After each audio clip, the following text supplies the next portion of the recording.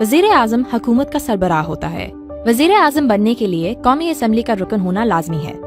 Speaker और deputy speaker के इंतखाब के बाद कौमी असम्बली में किसी मुसलमान रुकन को वज़ीर आज़म मुंतखब किया जाता है, जिसके लिए सादा अक्सरियत की हिमायत होना जरूरी है। मुंतखब करदा रुकन को सदर की तरफ से कहा जाता है कि वो हल्फ उठाएं और वज़ीर आज़म की जिम्मेदारी को कबूल करें।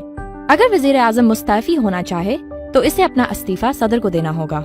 दूसरी जानिब सदर रियासत का सरबराह होता है। सदर के इंतखाबात में अहल होने की ये शराइत हैं: 1. उम्र 45 साल हो। 2. मुसलमान हो और कौमी असम्बली के रुकन होने का अहल हो। नए सदर के ओहदे के लिए इंतखाबात मौजूदा सदर की मुद्दत के इख्तिताम से 30 दिन पहले या इसके 60 दिन बाद तक नहीं किए जा सकते। सेनेट, कौमी असम्बली और तमाम सूबाई असम्बलियों के मेंबरान सदर के इंतखाब में हिस्सा ले सकते हैं। कोई भी अदालत या अथॉरिटी सदर के इलेक्शन की दुरुस्ती पर सवाल नहीं कर सकती। सदर मुंतखब होने की सूरत में सदर को चीफ जस्टिस के सामने हल्फ उठाना होता है।